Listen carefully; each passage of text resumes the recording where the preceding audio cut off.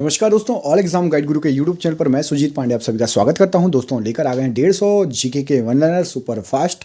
तो प्लीज़ कृपया करके पूरा वीडियो ज़रूर देखिएगा। कोशिश करिए 150 के 150 क्वेश्चन अटेंड करने के लिए और कोशिश करिए जितने ज़्यादा याद हो सके उतने ज़्यादा याद करने के लिए। ठीक है, प्लीज़ वीडियो को लाइक ज़रूर करिएगा। स्टार्ट करते हैं वीडियो को। भूमध्य रेखा के उत्तर या दक्षिण में किसी स्थान पर दी गई कोणीय दूरी क्या कहलाती है? तो उसको बोलते हैं अक्षांश। ट्रॉपिक ऑफ कैंसर क्या है? तो ट्रॉपिक ऑफ कैंसर आपका 23.5 डिग्री उत्तरी अक्षांश रेखा को ट्रॉपिक ऑफ कैंसर कहा जाता है। धरातल पर एक अंश अक्षांश की दूरी कितने किलोमीटर के तुल्य होती है? तो 111 किलोमीटर बराबर होता है एक अंश अक्षांश। भूमध्य रेखा के अतिरिक्त कौन सी अक्षांश रेखा पृथ्वी को दो बराबर अक्षांश वृत्त कहाँ से होकर गुजरती है? तो ये गुजरती है आपकी मालागासी से होकर। वह काल्पनिक रेखा जो पृथ्वी के दो भागों को बांटती है क्या कहलाती है? तो उसको भूमध्य रेखा बोलते हैं। पृथ्वी को बराबर दो भागों में बांटती है जो 66.5 डिग्री दक्षिणी अक्षांश वृत्त कहाँ से होकर गुजरता है? तो ये मालागासी से होकर गुजरता है 66.5 डिग्री दक्षिणी अक्षांश। वह काल्पनिक रेखा जो भूमध्य रेखा को समकोण पर काटती है, समकोण मतलब 90 डिग्री, तो देशांतर भूमध्य रेखा को 90 डिग्री पर काटती है। दो अक्षांश रेखाओं के बीच की दूरी को क्या कहा जाता है? तो गोरे कहा जाता है। दो अक्षांश रेखाओं के बीच की दूरी को। एक देशांतर से दूसरे देशांतर के बीच कितना समय अंतराल होता है? तो करीब करीब 4 मिनट होते हैं एक देशांतर से दूसरे देशांतर के बीच में। वह अक्षांश रेखा किस अक्षांश रेखा पर रात व दिन समान होते हैं? तो भूमध्य रेखा पर रात और दिन दोनों समान होंगे क्योंकि बीचों बीच से जाती है। एक देशांतर की सबसे अधिक दूरी कहाँ पर होती है? तो विषुवत रेखा पर एक देशांतर की सबसे अधिक दूरी होगी। कुल अक्षांशों की संख्या कितनी होती है? तो कुल अक्षांश 180 होते हैं। कुल देशांतरों की संख्या कितनी होती है? तो 360 कुल देशांतर होते हैं। विषुवत रेखा के समांतर काल्पनिक रेखाओं को क्या कहा जाता है? तो विषुवत रेखा की जो समांतर रहती है पैरेलल, उनको अक्षांश रेखा कहा जाता है। पृथ्वी के उत्तरी व दक्षिणी ध्रुवों को मिलाने वाली रेखाएं क्या कहलाती हैं? पृथ्वी के उत्तरी और दक्षिणी ध्रुव को मिलाने वाली रेखाएं देशांतर रेखाएं कहलाएंगी। प्रधान मध्याह्न रेखा किस स्थान से होकर गुजरती है? तो ग्रीनविच से होकर गुजरती है प्रधान मध्याह्न रेखा। ग्रीनविच रेखा क्या है? तो 0 डिग्री देशांतर को ग्रीनविच रेखा कहते हैं। पृथ्वी 1 घंटे में कितने देशांतर घूम लेती है? तो 15 डिग्री देशांतर 1 घंटे में पृथ्वी घूम जाती है। दक्षिणी ध्रुव का अक्षांश क्या है? तो 90 डिग्री अक्षांश है दक्षिणी ध्रुव का। दो स्थानों के देशांतर में 1 डिग्री का अंतर होने पर समय में कितना अंतर हो जाएगा? तो दो स्थानों के देशांतर में यदि 1 डिग्री का अंतर है तो 4 मिनट का अंतर हो जाएगा समय में। विश्व का कौन सा नगर भूमध्य रेखा के सबसे निकट है? तो सिंगापुर भूमध्य रेखा के सबसे निकट बसा हुआ नगर है। देशांतर रेखाएं किस दिशा में खींची जाती हैं? तो उत्तर दिशा से दक्षिण दिशा में खींची जाती हैं देशांतर रेखाएं। भूमध्य रेखा की ओर आने वाले और जाने वाले देशांतरों के बीच की दूरी पर क्या प्रभाव पड़ता है? तो बीच की दूरी बढ़ती है भूमध्य रेखा पर जैसे ही आप जाओगे। भूमध्य रेखा से ऊपर 0 डिग्री से 90 डिग्री तक क्या कहलाएगा? तो उसको बोलेंगे उत्तरी गोलार्ध। भूमध्य रेखा के नीचे 0 डिग्री से 90 डिग्री तक वो होगा आपका दक्षिणी गोलार्ध। अंतर्राष्ट्रीय तिथि रेखा का निर्धारण कब किया गया था? तो 1884 ईस्वी में अंतर्राष्ट्रीय तिथि रेखा का निर्धारण कर लिया गया था। अंतर्राष्ट्रीय तिथि रेखा किसे कहते हैं? 180 डिग्री देशांतर जो है उसको अंतर्राष्ट्रीय तिथि रेखा कहते हैं। अंतर्राष्ट्रीय तिथि रेखा किसके सबसे निकट है? तो 180 पूर्वी व पश्चिमी देशांतर के सबसे निकट है अंतर्राष्ट्रीय तिथि रेखा। अंतर्राष्ट्रीय तिथि रेखा टेढ़ी मेढ़ी क्यों है? तो समय और तिथि के अंतर को समाप्त करने के लिए टेढ़ी मेढ़ी है अंतर्राष्ट्रीय तिथि रेखा। उत्तरी प्रशांत महासागर में अंतर्राष्ट्रीय तिथि रेखा के विचलन का क्या कारण है? तो एल्यूशियन द्वीप समूह अंतर्राष्ट्रीय तिथि रेखा के विचलन का कारण है। यदि अंतर्राष्ट्रीय तिथि रेखा पर 12 बजे हों तो भारत का मानक समय कितना होगा? तो भारत में उस समय 5:30। पृथ्वी को कितने समय कटिबंधों में बांटा गया है?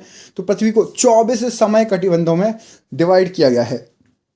भारत का मानक समय किस देशांतर से लिया गया है? तो 82.5 डिग्री पूर्व देशांतर से भारत का मानक समय लिया गया है। भारत का मानक समय किस स्थान से लिया गया है? तो नैनी जो कि इलाहाबाद के निकट है वहां से भारत का मानक समय लिया गया है। भारत के मानक समय और ग्रीनविच के समय में कितना अंतर है? तो 5.5 घंटे का अंतर है, प्लस 5.5 घंटे आगे हम ग्रीनविच से। भारत के सबसे पूर्वी पश्चिमी स्थानों में कितनी बार विचलन होता है? तो 4 बार विचलित होता है पूर्वी व पश्चिमी स्थान। पृथ्वी के दो स्थानों के स्थिति के अनुदैर्ध्य का अंतर 15 डिग्री है तो स्थानीय समय में कितना अंतर होगा? तो 15 डिग्री में आपको पता था 1 घंटे में पृथ्वी 15 डिग्री घूम जाती है, तो 15 डिग्री यदि अंतर है तो 1 घंटा अंतर होगा स्थानीय समय में। ग्रीनविच किस देश में है? तो ग्रीनविच है आपका यूनाइटेड किंगडम में। कई बार क्वेश्चन ये पूछा गया है। एक देशांतर को पार करने में दो स्थानों के स्थानीय समय के बीच कितना अंतर होता है?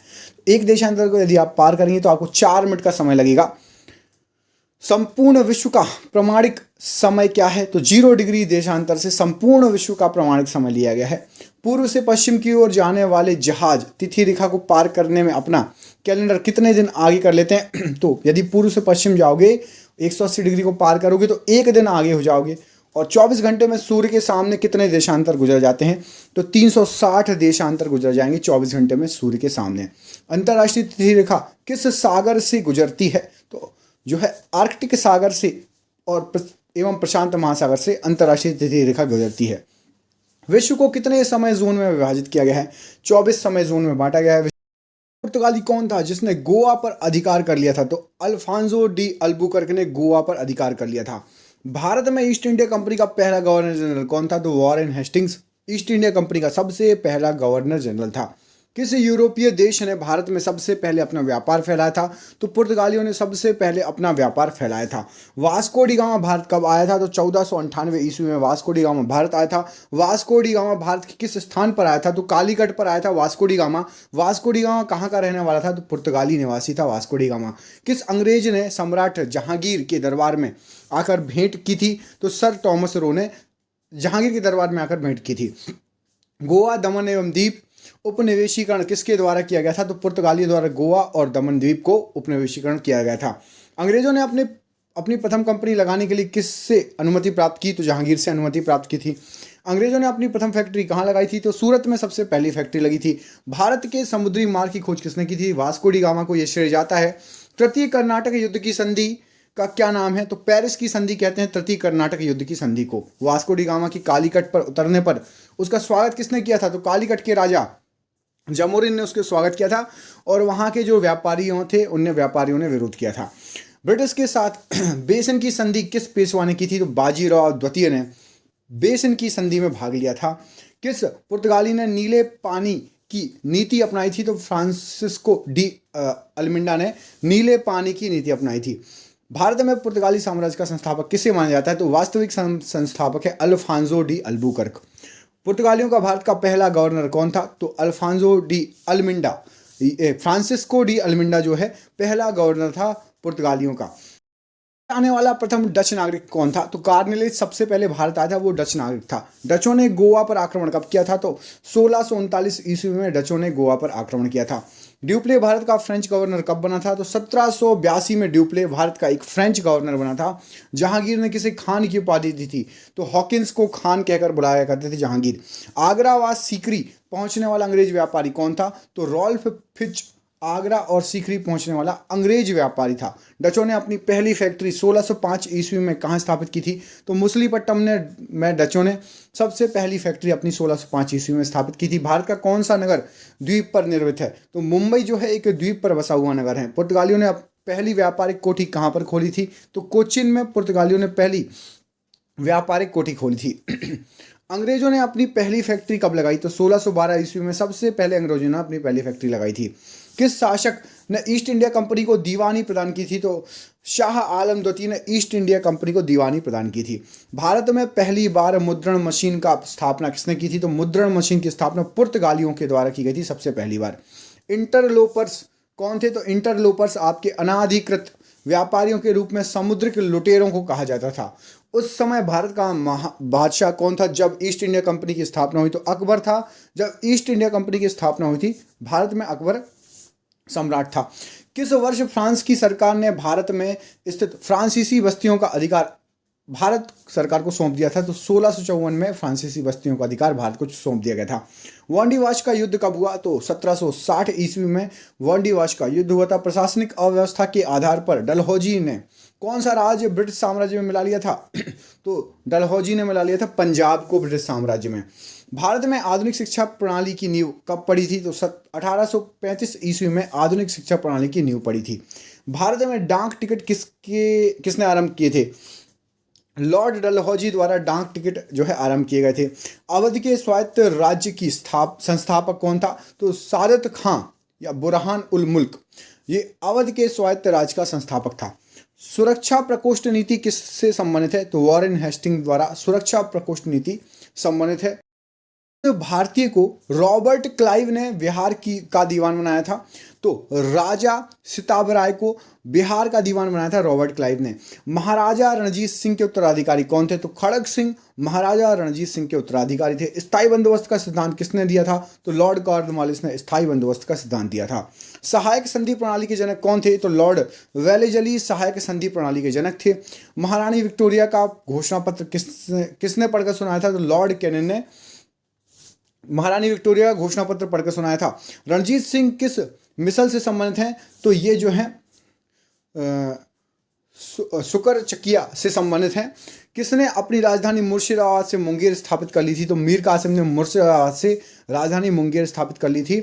बक्सर की युद्ध 1764 ईस्वी के समय दिल्ली का शासक कौन था? तो शाह आलम द्वितीय था जब बक्सर का युद्ध हुआ था। टीपू सुल्तान की मृत्यु कब हुई थी? तो 1799 ईस्वी में टीपू सुल्तान की मृत्यु हुई थी। कमेंट करके बताइए कौन से नंबर के आंग्ल मैसूर युद्ध में टीपू सुल्तान की मृत्यु हुई थी। डिंडीगुल क्या है? तो तमिलनाडु के एक शहर का नाम है डिंडीगुल, जो कि बहुत फेमस है। किसके समय में कलकत्ता उच्च न्यायालय की स्थापना की गई थी? तो वॉरेन हेस्टिंग के समय कलकत्ता हाई कोर्ट की स्थापना की गई थी। ब्रिटिश भारतीय राज्य क्षेत्र का विस्तार अंत किसके समय हुआ? तो डफरिन के समय ब्रिटिश भारतीय राज्य क्षेत्र के विस्तार का अंत हो गया था। ठगों का दमन किसने किया? तो कर्नल स्लीमैन को ठगों का दमन करने के लिए जाना जाता है। किसने ग्रामीण जाटों को एक सैनिक शक्ति के रूप में संगठित किया? तो चूड़ामन या फिर चूड़ामणि, इनको जाना जाता है जाटों को एक सैन्य शक्ति के रूप में संगठित करने के लिए। किस जाट राजा को जाटों का अफलातून एवं आदरणीय व विद्वान व्यक्ति कहा जाता है? तो सूरजमल को कहा जाता है अफलातून, जाटों का आदरणीय और विद्वान व्यक्ति। लोहगढ़ नामक किला किसने बनवाया? तो बंदा बहादुर द्वारा लोहगढ़ नामक किला बनवाया गया। किस मुगल बादशाह के आदेश पर बंदा बहादुर की हत्या कर दी गई थी? तो फर्रुखसियर के आदेश पर बंदा बहादुर की हत्या कर दी गई थी। पंजाब में सिख राज्य के संस्थापक कौन है? तो रणजीत सिंह ने पंजाब में सिख राज्य की स्थापना की थी। रणजीत सिंह ने किस स्थान पर अधिकार करने के बाद महाराजा की उपाधि धारण की? तो लाहौर पर अधिकार कर लिया था, उसके बाद महाराजा रणजीत सिंह कहलाने लगे। रणजीत सिंह व अंग्रेजों के बीच कौन सी संधि हुई थी? तो अमृतसर की संधि हुई थी रणजीत सिंह और अंग्रेजों के बीच। अमृतसर की संधि किस नदी के दोनों ओर के राज्य क्षेत्रों के बीच सीमा निर्धारित करती है? तो सतलज नदी के राज्य के दोनों ओर की सीमा निर्धारण करती है। भारत के किस गवर्नर जनरल के समय सिंध का विलय अंग्रेजी राज्य में किया गया? तो लॉर्ड एलनबरो के समय सिंध का विलय हो गया था अंग्रेजी राज्य में। सिंध विजय का श्रेय किसे दिया जाता है? तो सर चार्ल्स नेपियर को सिंध विजय का श्रेय दिया जाता है। भारत में सहायक संधि का जन्मदाता कौन है? तो ड्यूप्ले को भारत में सहायक संधि का जन्मदाता माना जाता है। सहायक संधि को सुनिश्चित एवं व्यापक स्वरूप किसने प्रदान किया? तो लॉर्ड वेलेजली ने सहायक संधि को सुनिश्चित एवं व्यापक स्वरूप प्रदान किया। पंजाब के राजा रणजीत सिंह की राजधानी कहाँ थी? तो लाहौर बनाई थी उन्होंने जो है राजधानी। गोद प्रथा प्रतिबंध किस गवर्नर जनरल ने लगाया था? तो लॉर्ड डलहौजी ने गोद प्रथा प्रतिबंध लगाया था। डेनमार्क की प्रथम व्यापारिक कंपनी का गठन कब हुआ था? 1616 ईस्वी में डेनमार्क की प्रथम व्यापारिक कंपनी का गठन हुआ था। किसके काल में बोर्ड ऑफ रेवेन्यू की स्थापना की गई थी? तो हेस्टिंग्स के समय बोर्ड ऑफ रेवेन्यू की स्थापना की गई थी। अगला क्वेश्चन देखिए, किस अंग्रेज को प्रशासनिक सेवा का जनक कहा जाता था? लॉर्ड कॉर्नवालिस को प्रशासनिक सेवा का जनक के रूप में जाना जाता है। कलकत्ता में स्थित पोर्ट विलियम कॉलेज की स्थापना किसने की? तो लॉर्ड वेलेजली ने कलकत्ता में स्थित पोर्ट विलियम कॉलेज की स्थापना की। टेंसी एक्ट का या काश्तकारी अधिनियम कब लागू हुआ था? तो 1822 में काश्तकारी अधिनियम को लागू किया गया था। बैरकपुर में सैन्य विद्रोह कब हुआ था? तो 1824 ईस्वी में यहाँ गलत लिखा हुआ है, सैन्य विद्रोह भाई 1857 में हुआ था बैरकपुर में। किसके तो सबसे पहले किसकी जो है मृत्यु हुई थी इस सैन्य विद्रोह में? कमेंट बॉक्स में कमेंट करके बताइएगा। किस गवर्नर जनरल का कार्यकाल शिक्षा सुधारों के लिए माना जाता है? तो विलियम बेंटिंग का कार्यकाल शिक्षा सुधारों के लिए माना जाता है। कलकत्ता मेडिकल कॉलेज की स्थापना कब और किसने की थी? तो 1835 ईस्वी में विलियम बेंटिंग द्वारा कलकत्ता मेडिकल कॉलेज की स्थापना की गई थी। बालिका हत्या पर प्रतिबंध कब लगाया गया था? तो 1830 ईस्वी में बालिका हत्या पर प्रतिबंध लगा दिया गया था। किसे भारतीय प्रेस का मुक्तिदाता कहा जाता है? तो सर चार्ल्स मैटकॉफ को भारतीय प्रेस का मुक्तिदाता कहा जाता है। इनाम कमीशन की स्थापना किसने की थी? तो लॉर्ड डलहौजी द्वारा इनाम कमीशन की स्थापना की गई थी। किस कर व्यवस्था के अंतर्गत किसानों से उपज का 50% वसूला गया? भारत में पहली सूती वस्त्र मिल कहाँ स्थापित की गई थी? तो मुंबई में सबसे पहले सूती वस्त्र मिल स्थापित की गई थी। भारत में अंग्रेजों की लूट किस महत्वपूर्ण घटना के बाद शुरू हुई? तो प्लासी के युद्ध के बाद अंग्रेजों की लूट चालू हुई थी। भारत में प्रथम रेलवे लाइन बिछवाई गई थी? तो जॉर्ज क्लार्क द्वारा सबसे पहले रेलवे लाइन बिछवाई गई थी। भारत में ब्रिटिश भू राजस्व प्रणाली का अधिक लाभ किसे प्राप्त हुआ? तो जमींदारों को प्राप्त हुआ ब्रिटिश भू राजस्व प्रणाली का अधिक लाभ। किसके द्वारा बंगाल व बिहार में स्थायी बंदोबस्त की शुभारंभ हुई? तो लॉर्ड कॉर्नवालिस ने स्थायी बंदोबस्त का शुभारंभ करवाया। रैयतवाड़ी व्यवस्था कब लागू की गई? 1820 ईस्वी में रैयतवाड़ी व्यवस्था लागू की गई। पहली बार औपचारिक रूप से महालवाड़ी प्रथा कब लागू हुई थी? तो 1822 ईस्वी में महालवाड़ी प्रथा लागू की गई थी। अंग्रेजी शासन में कौन सा क्षेत्र अफीम उत्पादन के लिए प्रसिद्ध था? तो बिहार को अफीम के लिए प्रसिद्ध माना जाता था अंग्रेजी शासन काल में।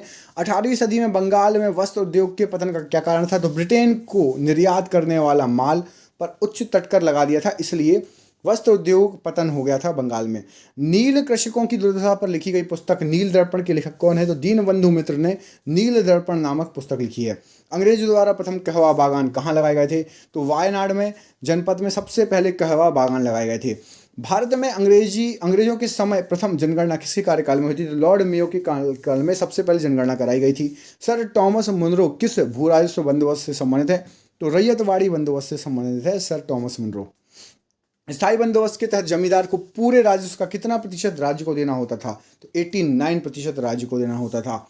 भारत में भारतीयों द्वारा 1881 ईस्वी में स्थापित तथा उनके प्रबंध में चलने वाला जो है सीमित देयता का प्रथम बैंक कौन सा था? तो अवध कॉमर्शियल बैंक था, भारतीय द्वारा स्थापित बैंक। अंग्रेजों द्वारा पहली बार स्थायी बंदोबस्त कहाँ लागू किया गया था? तो मद्रास प्रेसिडेंसी व मुंबई प्रेसिडेंसी में सबसे पहले स्थायी बंदोबस्त को लागू किया गया था। भारत में इस्पात का उत्पादन सर्वप्रथम कब शुरू हुआ? तो 1913 ईस्वी में इस्पात का उत्पादन स्टार्ट हुआ। रेल विभाग के लिए पृथक रूप से रेल बजट कब आरंभ हुआ था? तो 1924 में रेल बजट सबसे पहले लागू किया गया था अलग से। भारत में विकेंद्रीकरण का शुभारंभ किसके समय में हुआ था? तो लॉर्ड मेयो के समय में हुआ था विकेंद्रीकरण का शुभारंभ। भारत और इंग्लैंड के आर्थिक हित प्रत्येक क्षेत्र में टकराते हैं, यह कथन किसका था? जवाहरलाल नेहरू ने कहा था कि भारत और इंग्लैंड के आर्थिक हित प्रत्येक क्षेत्र में टकराएंगे और टकराते हैं। Poverty and un British rule in India के लेखक कौन है? तो दादा भाई नौरोजी ने यह बुक लिखी है। भारत में आधुनिक उद्योगों की स्थापना कब की गई? तो 1850 ईस्वी में आधुनिक उद्योगों की स्थापना की गई। भारत में रेलवे की स्थापना को आधुनिक उद्योग की अग्रदूत जननी की संज्ञा किसने दी थी? तो कार्ल मार्क्स ने बोला था अग्रदूत जननी, आधुनिक उद्योगों की अग्रदूत जननी रेलवे को। भारत में पहली पटसन मिल कहाँ स्थापित की गई थी? तो रिसरा बंगाल में सबसे पहले पटसन मिल लगाई थी। और यह आज का आपका आखिरी क्वेश्चन, सर्वप्रथम लोहा इस्पात उद्योग की स्थापना कहाँ हुई? तो बिहार में सबसे पहले लोहा इस्पात उद्योग की स्थापना हुई। अब आपको कमेंट करके बताना है कि सन 1857 की क्रांति के समय भारत का गवर्नर जनरल कौन था? 1857 की क्रांति के समय भारत का गवर्नर जनरल कौन था? कमेंट बॉक्स में कमेंट करके आंसर दीजिए। मिलते हैं आपसे अगली वीडियो में। यदि आप पहली बार आए हैं तो प्लीज़ चैनल को सब्सक्राइब कर लेना। ऐसे ही सुपर फास्ट आपको question 100 question 200 question 150 question 300 question मिलते रहते हैं हमारे चैनल पर रिवीजन के तौर पर। ठीक है, बहुत बहुत धन्यवाद दोस्तों, आपका दिन शुभ हो। बहुत बहुत धन्यवाद।